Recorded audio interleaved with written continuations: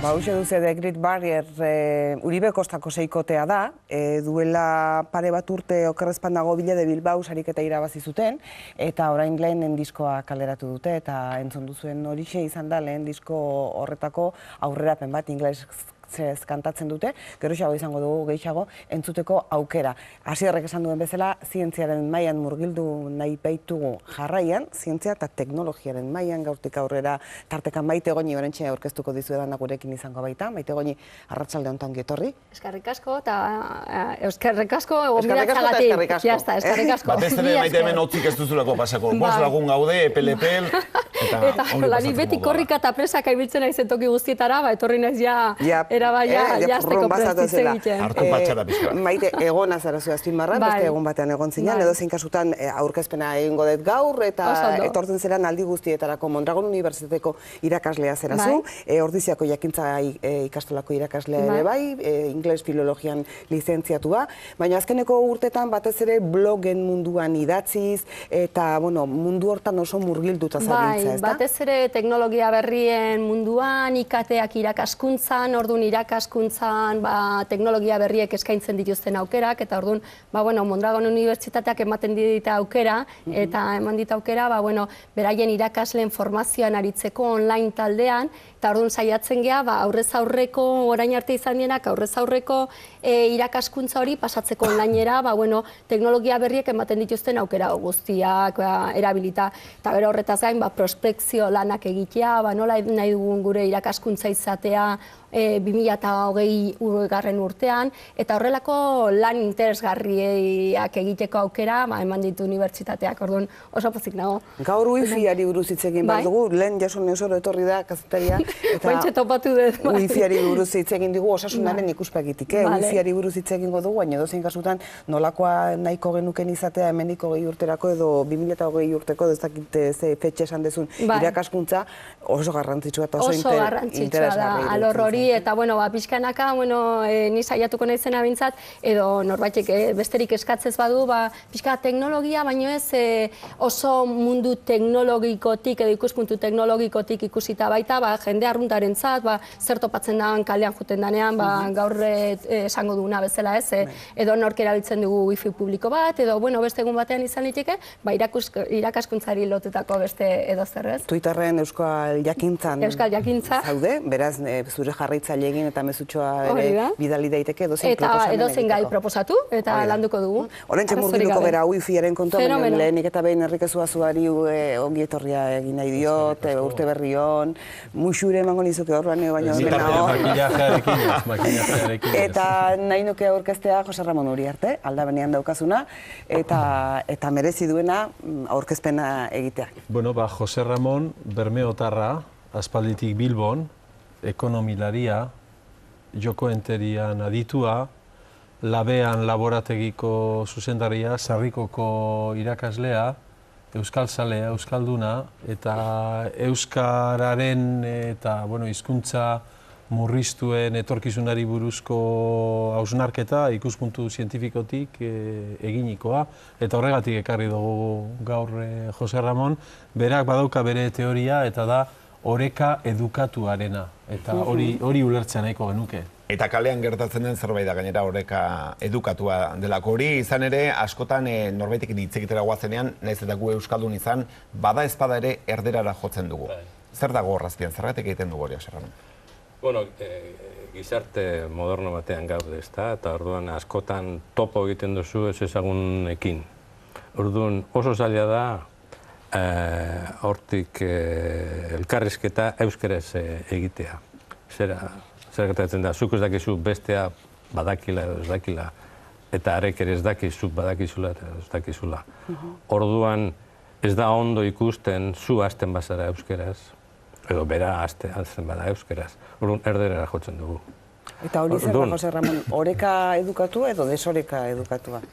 Hori da ahultzea euskara. Zera biltzea euskara. Oreka edekatua baita ere da zuk izorratzen nauzu niri, nik izorratuko zaitu zuri. Hori oreka edukatua da, baina ematen du paradoja bat dela, ez da. Normalean oreka adekuatua izango litzateke edo normalean, zer gertatzen da, hitz egiten du euskeraz, nik nahi dutelako egin eta zuk ere bai. Zu hasten bazara erderaz, nik jarraituko dut erderaz. Hori da adekuatua izatea. Zu hasten bazara erderaz, ez da ikusten ondo, nik esan, nahiago dute euskeraz egitea. Eta orduan, sentitzen da hori dela edukatua, erderaz hasi bada, esan nahi du ez dakila. Hori da suposamen bat, suposatzen duzu ez dakila. Baina igual, pentsatzen ari da zu bezala. Froga egin behar da eta sorpresa handiak hartzen dira horretan. Ez zaitu iruditzen batzutan apuro, estuasuna handiagoa pasatzen duela euskaraz hasten denak eta konturatzen denean besteak euskara ez dakila, euskara ez dakinak baino. Ez mesedez, erderaz esaten du, eta ez du apuro hori pasatzen da, galdetu denak euskaraz are bai. Hori gertatzen da asko. Hori da, elebidunen arazo bat, tentsioan zagoz, tentsio batean zagoz, eta orduan tentsio hori ez pasatzeko zeiten duzu, juten zara, erderara. Katalanek edukazio hori gutxiago dute, oreka edukatu hori. Katalanak bai edukatu bat dira, hitz egiten dute katalanez, zentzu horretan. Eta gainera, gure kasuan ze gertatzen da, katalanez, hitz egiten baduzu katalanez, eta zu, ez bazaude ideologikoki kontran, ulertzen duzu esaten ari da. Gure kasuan ez. Eta horrek ere egiten du, distantzia linguistiko hori oztopatzen du, ez? Katalunian gertatzen dena. Nik Katalunian 14 urte egin nun, eta katalanez ikasi nun kalean. Orduan, gure kasua ez da hori. Horregatik esango zuen nagien orduan Koldo Mitxelenak miraria edo etzela euskararen jatorria, baizik eta euskarak bizirik irautea. Bai. Baina, igual, kontuan hartu behar dugu informazio falta. Gizarte modernotan, informazio imperfekta daukagu. Ez da lehen bezala, zu jaiotzen zera herri batean, lana topatzen duzu zure herrian, eta ezagutzen duzu nor dakien eta nork ez dakien. Ez gara ebizio lako leku batean. Jaiotzen zera leku batean, egiten duzu lana aldozun lekuan. Eta orduan, ekonomia moderna batean, kontakto izugarrizkoa dauzkazu, kontaktu berriak askotan. Eta askotan ez ara konturatzen beste ere elebiduna dela. Ez gara atrebitzen. Claro, seinalea bota behar duzu. Orduan, seinalea botatzeko, zein da modua. Iepa, Egunon. Iepa ja internazionala. Iepa.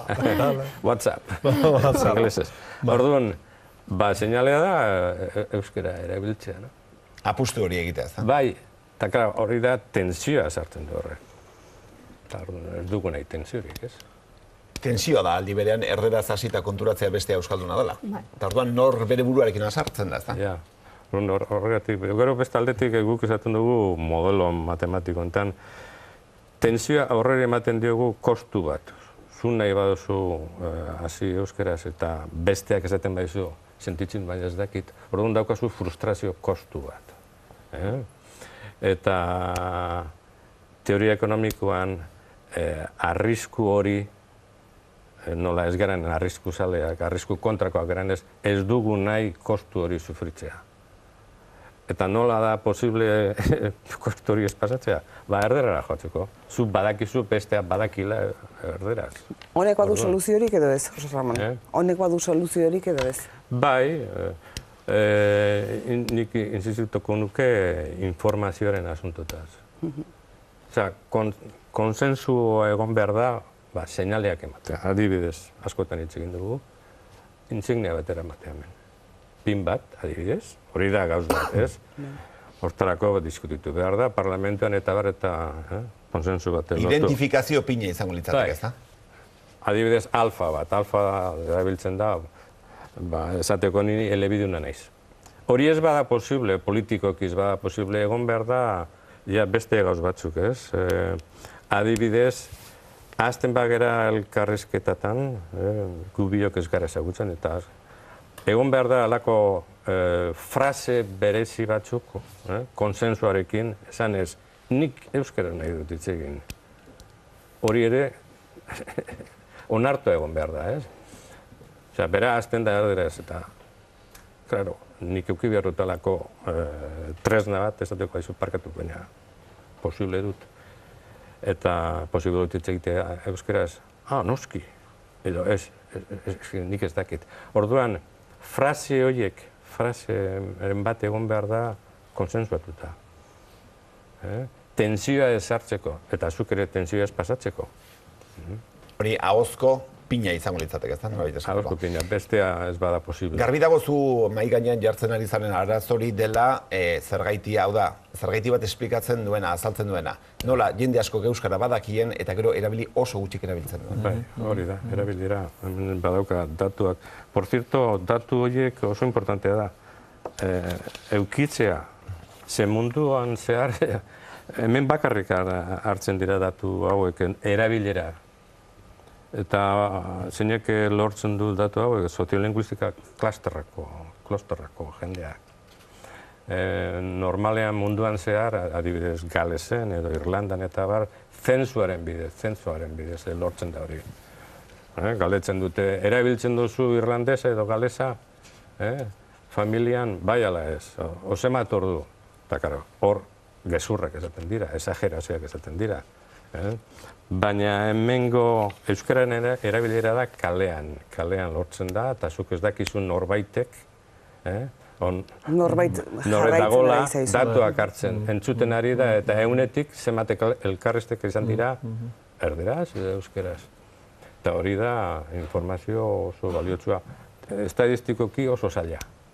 Oso zaila gero inferentziak egiteko eta bar. Eta zer diote zenbakiek? Zenbakiak esaten dute izugarrizko gauzak.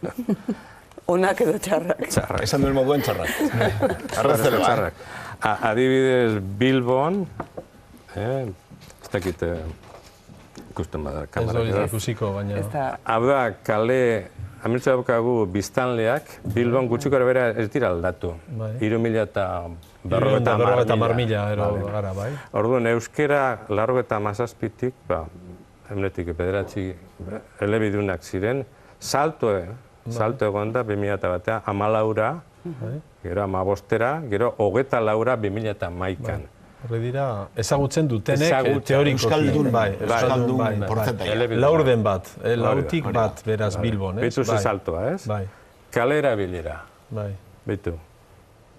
Lauterdik, Hauetatik, bai. lau terdi, berantzua. Bai. Eta hemen beste indize bat, da. Bitu ze jaitziera, erabilerarena. Eta bitu ze igoera, ezagutzarena ze igoera, eta ze jaitziera. Hasieratik erabiltzaileak gutxi ziren da gero gutxiago. Gainbeheran erabilpena, eta ezagupena igotzen da. Oreka edukatuaren eragina, ez? Bueno, sarri ematen diguten datu bat da, ezta? Jakintza maila edo ezagutza maila badoala gora. Gero ikusi beharko genuke hor zen maila da hori, baina maila badoala gora, baina gero erabilpenean dauzkagula segundo utsuneak. Oso gertzanago Imanolek, barkatu, Jose Ramonek Imanolekin lehen egon naiz, azaldu nahi du edo azaldu dezake nola bi lagun edo bi persona jauzi daitezken zera honetan, ez? Oreka edukatu honetan, oreka putzu honetan. Nola gertatzen da hori? Nola azaldu dezakegu? Pizarra behar dezu, ze pizarra bat daukagu, Jose Ramon, besteik ez, baina pizarra bai. Nahiko zaila da, desde luego. Ez que sartu behar naiz jokuekin eta... Bueno, hori da, jokoak, zu zara ekonomilari bezala, zara jokoen teorian aditua, ez? Baina jokoen teoria, jokoak izan arren gauza nahiko serioa da, ez? Danok ezagutzen dugu jokoen teoria, garaian Beautiful Mind pelikula horretan agertzen zen John Nashek zelan asmatzen duen nola sortzen den oreka hori, ez? Garai hartan zan usten dut taberna baten emakume eta gizonen arteko begiraden artean sortzen den harreman hori, ez? Eta orduan kontua da, persona bakoitzak egoera baten aurrean aukera biditu, ez? Kasu honetan euskeraz ero erderaz, ez? Eta besteak ere erantzuteko aukera biditu. Kasu honetan da bi estrategia daude, bat da nahi eta nahi ez beti egin euskeraz. Ezagutu edo ez ezagutu. Hori da estrategia bat, ez? Eta bestea da, erabili euskeraz ezagutzen baduzu zeinekin ari zeran, eta dakizunean beste elebiduna dela. Ez baduzu ezagutzen erabili erderaz. Hau dira bi estrategia. Elebiduna dauzkagun estrategia dira bi hauek. Edo beti euskeraz, edo euskeraz dakizunean bestea euskalduna dela. Eta orduan, hor jolasten badira, beste elebidun baten kontra, eta beti informazio imperfektorekin. Jakin gabe, zeinen kontra zago zen. Eta ze tipo da, elebiduna da bakarra, zuk ez dakizu. Orduan, hor daude, zuk esan duna, nas oreka batzuk. Baina, oreka edukatuak ez dira nas oreka, dira beste kontzeptu bat. Eta horra agertzen dira bi oreka. Non batean, erabiltzen da euskara, zergatik biak erabiltzen dute estrategia, lehenango estrategia. Erabili beti euskaraz. Euskaraz agertzen da kasu honetan. Eta bestea da, erabiltzen dute biak beste estrategia erabili euskaraz ezagutzen bagera. Eta hor, nola ez diren ezagutzen, erdera erabiltzen da. Eta hor agertzen da, 3 hori, ez? Azkenean, naiz eta laurdenak euskaldunak izan, gero elkarrizketak aurrera emateko orduan, bakarrik 3 izaten dira euskeraz kalean. Hau, nik uste, gizarte modernoa gatit da. Gizarte modernoa ze gertatzen da, lehen esan dutena. Kontaktuak dira askotan ez ezagunen artean, ez da? Eta orduan, hor, konbentzioak agertzen dira. Konbentzioa azken finean da mekanismo bat. Mekanismo pentsatu gabe erabiltzeko hizkuntza bat. Eta simplifikazioa jotzen da, ez da? Hori da, elebiduna dauzkagu jarraian, erabakiak hartzen ari gara 6 hizkuntza erabili, honekin 6 hizkuntza erabili. Jarraian, hori dinamikoki, badakizu, modelatu lehikela. Eta azken finean, ez pentsatzeko zer erabili, zer estrategia erabili, jotzen duzu mekanismo automatiko batera. Eta da, konbentzio linguistikoa, erderara. Orduan, ze gertatzen da, ohitura horrekin, pasatzen bazara gero informazio perfektora, zure lagunen gana, zure herrira, eibarrera, bermeora, azkenean jutzen zara nahi gabe horrekin, konbentzio horrekin, eta horregatik ikusten da, herri batzutan, herri euskaldun batzutan, ez dut esango izenak, non dena dakite euskeraz, eta gero eta gutxiago egiten da euskeraz.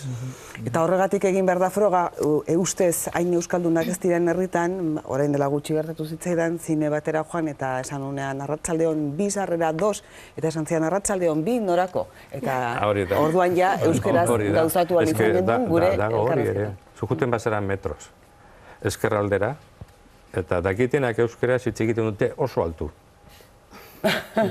Hori teoriaren barruan sartzen da? Ez, baina arro daudelakon, hemen gutxi gera, baina geranok, arro gaude. Hau etzan kasu, hau zego badakizu zine takila saltzailea egoten dira tezera baten barruan, ala eta guziz ere gauzatu izan genuen konversazioa euskeraz. Eta honi eranzten badiegu Maite sare sozialen zera guztia? Oain nintzen hoixe justu pentsatzen, ez? Nolako interbentzioak egongo diran online munduan eta mundu digitalean, ez? Azteko hitz egiten norbaitekin, ematen du, azten zalen norbaitekin hitz egiten, eta pentsatu gabe esaten nahi nahiz, baina ja badakizula pertsona hori online munduan, badakizula zertan mintzatzen denez, edo ze hizkuntza dauken. Orduan, prejuizio hauek, edo aste hori, desberdina, edo ze modutara ezberdina izan behar daukela. Ikertu dezu zerbait horren inguruan, edo ez errez. Esan nahi dut, linea edo lerro interesgarri bat izan itekelako, ez? Abia puntu bezala ikerketa baterako.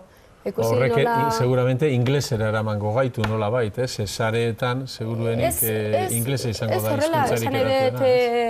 Euskal blogosferaren eta euskal, bai sare sozial eta pixka bat edatuxiago dan mundu honetan, badago komunitate bat, nik askotan esaten detena txikia tamainez edo neurriz edo jende kopuruaren aldetik, baina geota handiagoa dana, hori begibistakoa da, eta orduan hoien arteko harremanak egunerokoak etengabeak eta euskaraz dira. Eta gero horrere suertatzen dira hizkuntzekin, ze jendeak partekatzen du erraz, informazioa iristen dana, bai sare sozialetatik eta bere beste iturri batzuetatik, eta orduan askotan ingelesez, gaztelaniaz, orduan harreman linguistikoa ere asko aldatzen da. Eta hori iruditzen zait ere ikertzeko moduko zerbait izan litekeela, ez? Zuk esan duzun bezala, eta Jose Ramonek lehen esandakoaren aritik hor hitz egitera doanak edo komunikatzera doanak informazio perfektua du. Bai, dakielako beste...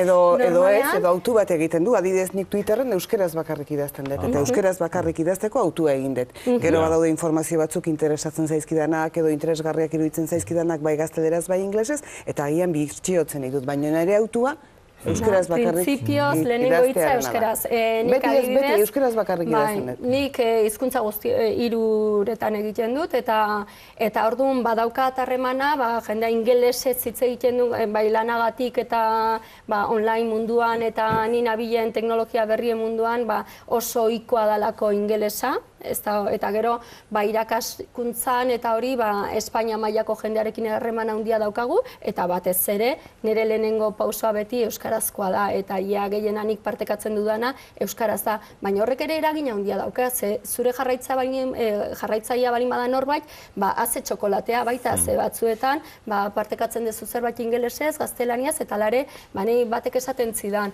zuri jarraitzeko fede auki behar da, ze euskaloz esaten dezun. Hori ere garbia da. Orduan hor harreman linguistikoa ere oso bestelakoa da.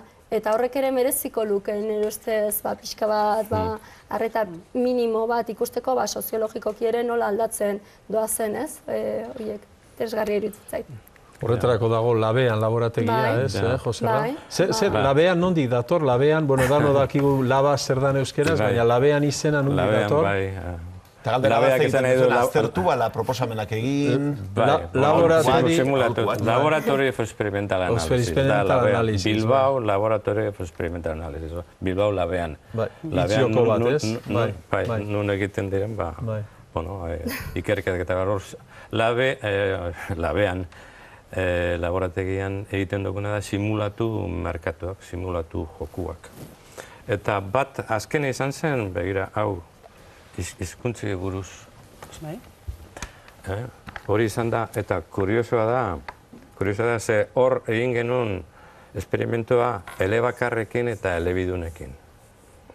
Aparte, sesio batzuk elebakar eta sesio batzuk elebidunekin.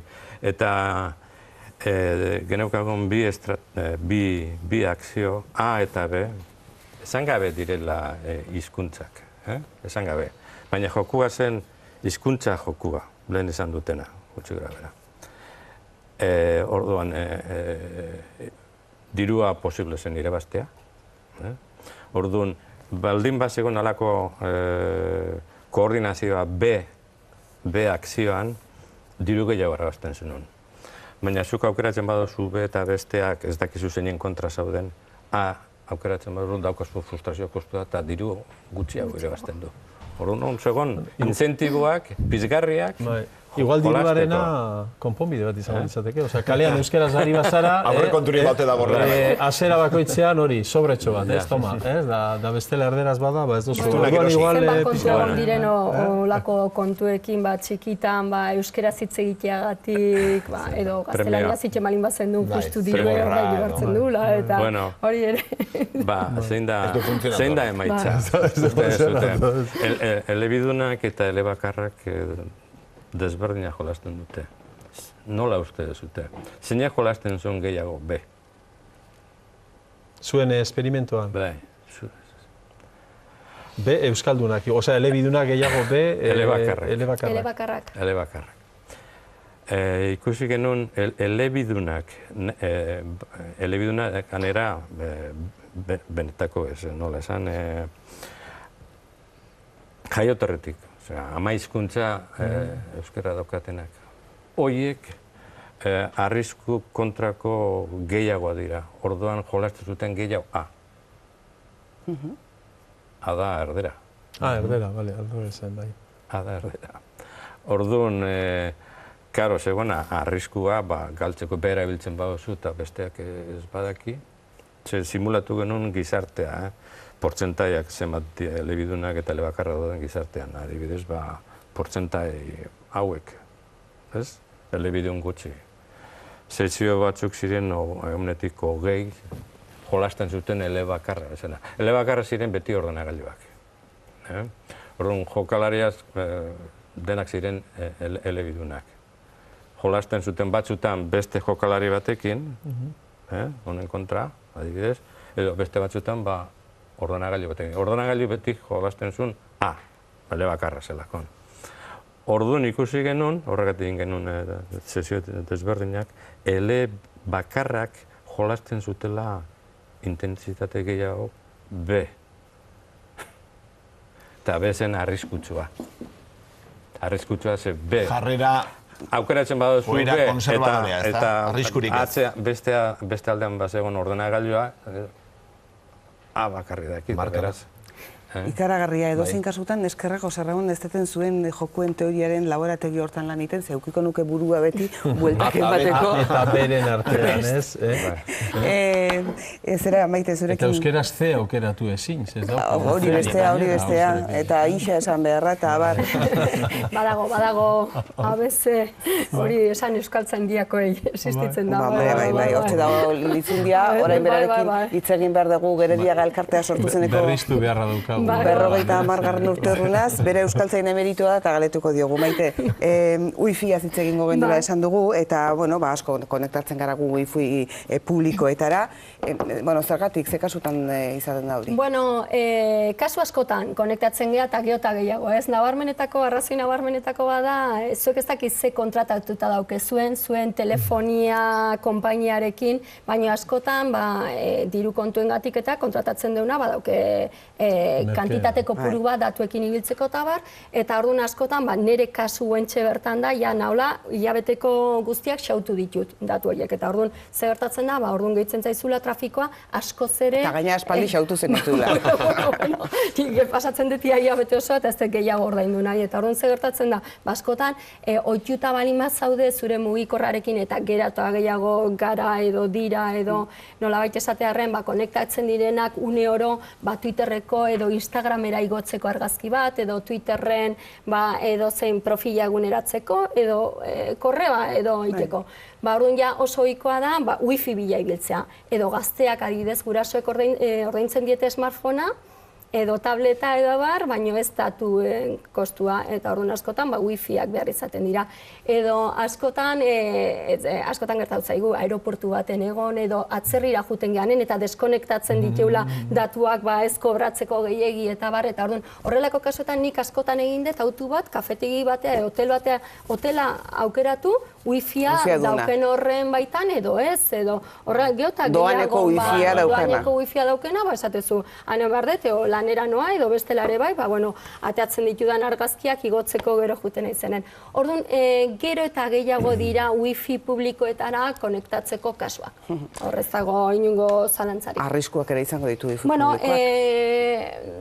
Dena bezala internet eta inungo alarmari jarri gabe, ohikotasuan edo erorigia, baina bai da kontue argi ilunak ditula, ez? Alde batetik doainekoa da eta oso erreza da horrelako puntuetan konektatzea, baina beste alde batetik badauke arrisku minimo bat. Eta hori da, gu denak konektatzen bali magia hemen, guentxe bertan ITV-ko sarean edo beste kafetegi batekoan edo aeroportu batekoan, denak gaude sare batetik tira egiten.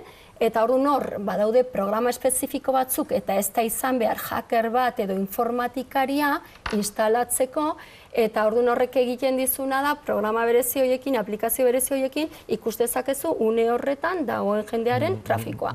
Osea, zure ganatu dezakezu trafiko hori eta gertan, espioitza lanak egin ditzakezu, pasaitzak lapurtu, artxiboak, sartu ordenagailuan, orduan hor arreta minimo bat eukitzea, edo behintza jakitea ez dela bakarrik konektatzea eta listoa, komeniko litzateke, ez? Kasu hauetan, babesa ematen digute wifi-ari nolabaiteko kontraseina edo jarri behar digugunean, edo kontraseina berezia eskatu behar denean hemen edoan wifi hori baliatu alizateko? Kasu beren gaude, ez da, gu kafetegi batea juten balin bagea eta eskatzen balin badago eta babestuta balin badago, kafetegi horrek edo hotel horrek konfiguratuta dagoen horren baitan izango da seguruagoa ala ez, baino normalean arazoa berbera da. Ze gertatzen da, probablemente probabilitatez nola jende gutxiago egongo dan sare horretan konektatuta, probabilitate gutxiago egongo da hacker bat egoteko edo horrelako zerbait. Baina aukerak berdin-berdinak dira, arriskuak berdin-berdinak dira.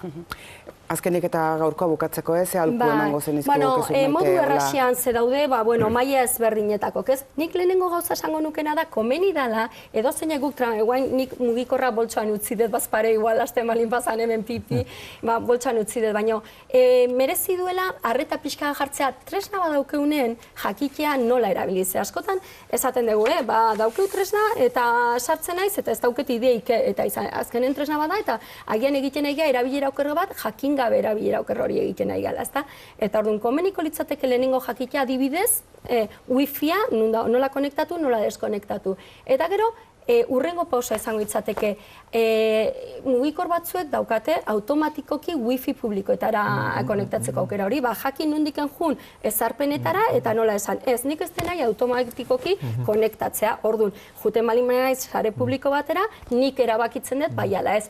Orduan gero beste trukillo batzuk daude, beste trikimailu batzuk, adibidez, izena balin badaukea kafetegi, hotel, aeroportu horrena, seguruagoa izango da, segurona pasaitza eta eskatuko digutelako, eta jende gutxiago ibiliko dalako, ez azaltzen dana, Wi-Fi free edo internet doain edo horiek askotan prestatuta egoten dira jendea erakartzeko, eta datuak, beste baten itzein dezakegu, baina datuen negozioa gaur egun da, negozio gehien handitzen dijoan horretan. Ez esatezu zenien naiz nasakoa, nire datuak zein interesatzen zaizkio, zure datuak oso interesgarriak da, zu pertsona, arrunta, xume, erabiltzailea zaren hori, zure datuak asko interesatzen zaizkit, bai publizitateareko, bai mila kontuetarako. Oso nabarmena da, gero edo zein beste leku batean sartuta azaltzen zaizu online erosi dezun azkeneko galtzaren marka. Hori da, eta begiratzen egontzan azkeneko kontue. Gero badaude beste kontutxo batzuk ez, adibidez gu juten gauzten gure arrastoa, sare guztik egon gehan sare horietan, iristen gehanen etxe adibidez, desgaitu sari horiek, olaia urrengoan juten gehanen, guk erabakiko dugu, ala ez. Eta guain zerbitzu askok baita, ematen dizute aukera, egiteko bi pausotako baieztapen. Adibidez, ez dakit Gmailen daukezuen korreoa edo ez, Googleekoa, baina Googleen bezala beste toki batzuetan, ez, hasi dira egiten. Eta horrek esan nahi du, askotan nagitasunagatik eta hori esaten da, intzazu, segurtasuna, ez dakit, igual telefonoa eskatzen dizu edo beste daturen bat, eta pereza pixka bat ematen digu egitea. Horrek esan nahi du, norbaitek kentzen balin badizkigu gure datuak, bigarren pausora ez dala pasako hortiken. Bakarrik horrea iritsiko dela, ze daukeu eskatuko zaio beste baieztapen bat, eta hori ez digutela portu orduan ezingo dute egin. Orduan badaude horrelako trikimailu batzuk erresak direnak, eta gero nahiko bagenu pixka bat areazio jun, komeniko litzateke baita jakitea zuekin inoiz fijatu zeate, interneteko helbide baten sartzen gehanen, HTTP hori nola dauken goran. Batzuetan azaltzen da HTTP eta beste batzuetan HTTPS. Fijatu, badakizu zer da hori. S horrekin nabigatzen bali madugu, segurtasunez ari gara. Esan nahi du, webgune horrek konfiantza ematen digula, segurtasunak nabigatzen duela, datuen zifratuta daudelako edo horrelako gauzak. Orduan, komeni da pixka bat baita erne egotea, nun sartzen geran eta nunez. Eta gero dena dela, badaude gure nabigatzaientzako gehigarriak instalatzeko, izan liteke HTTPS everywhere, deitzen da, edo non, ingelesez, eta gehigarri hori instalatzen duzu zure nabigatzailean, eta ja horrek pixka bat eramaten zaitu. Eta pixka bat sakontxeo junez, VPN zerbitzuren bat erabiltzea. Horrek zifratu egiten du aplikazioa. Maite, segurtasun neurri hauek uste apur bat polikiago, aztertuko ditugula datorren astean. Ze interesgarriak dira, eta ez dira errexak da, aplikazio bat gestia mugikorrera, eta beak egiten du lan hori zeolako gauzak, ematen dute esfidantza, edo ez dakizu lan undiken hasi, eta da, jetxe aplikazio hori, eta aplikazio horrek egiten dizu lan guztia. Eta zuzuk zertan egin, baina jakin behintzat, hortik engoazela. Urrengo astean honi jarraituko diogu, guztiok nabigatzen komunikatzen dugunean segurtasun handiago izan dezagun. Maite, eskerrik asko. Bueno, eskerrik asko Etortzeagatik etorri berriz. Ni galdetu nahi nion, Bai. hackerraren biotipoa zer da, holan, txaketaz eta patilekin, edo betaurrekoekin, zeitzura dukate hackerra? Panazko txaketa eta betaurrekoak eta ez alkandora urdinak. Jose Ramos, susmagarri bakarrak biok. Bai, nik uste nik behintzat burun dauketena da zuek bio nola antzeko. Bai, bueno, Zure laborategiko joko horren bitartez jakin beharko dugu zuala nik norden hemen hackerra. Ba, gehiago igual betaurreko dune, hori igual zizan zitezke, Itzazu joku bat honen, Jose Ramon, etorri eta kontatuko dugu. Ateratzerakoan. Banoa Jose Luis Leizundiaren gana. Bai. Eta bitartean musika pixka bat? Ba, oso ondo, nola zen taldea? Uribe Kostako seikotea da, oraintxe bertan diskoa atera dutena, eta disko horren aurrerapena eskaini diegu gure ikusentzulei, The Great Barrier.